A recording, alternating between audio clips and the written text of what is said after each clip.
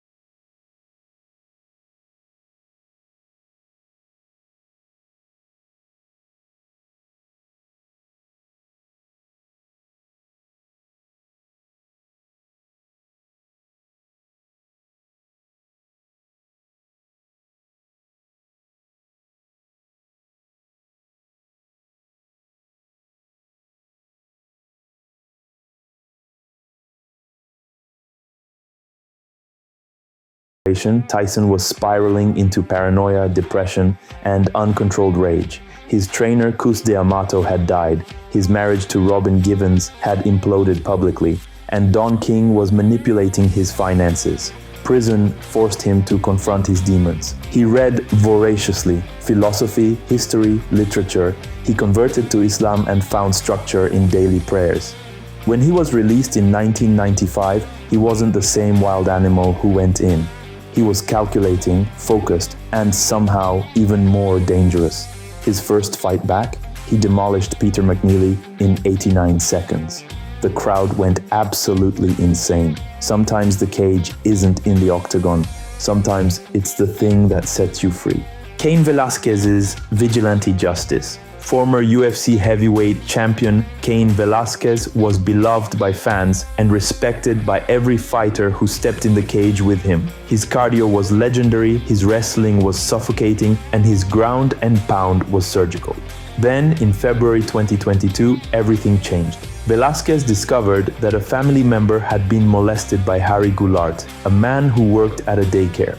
When Goularte was released on bail, something snapped in Cain's mind. He grabbed a .40 caliber handgun, got in his truck, and began hunting. He found Goularte's vehicle on a San Jose highway and opened fire. 11 shots. He missed Goularte but accidentally shot Goularte's stepfather in the arm and stomach. Cain was arrested and charged with attempted murder. He spent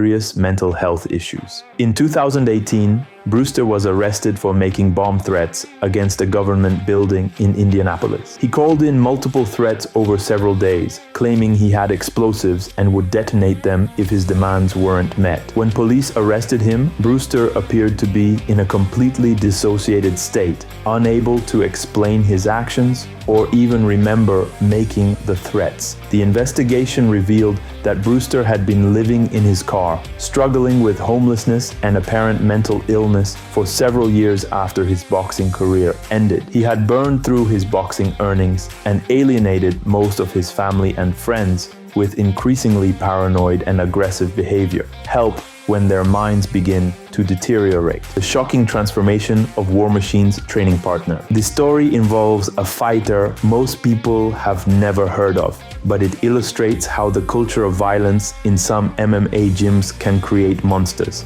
Jason Mayhem Miller was War Machine's training partner and close friend at several California gyms. While War Machine's crimes made headlines, Miller's descent into madness was equally disturbing, but received less attention. Miller was arrested multiple times between 2011 and 2018 for increasingly serious charges: domestic violence, stalking, vandalism, and eventually armed robbery. Each arrest revealed more disturbing behavior. He had covered his apartment walls with conspiracy theories written in his own blood. He believed government agents were following him, and he had stockpiled weapons while planning what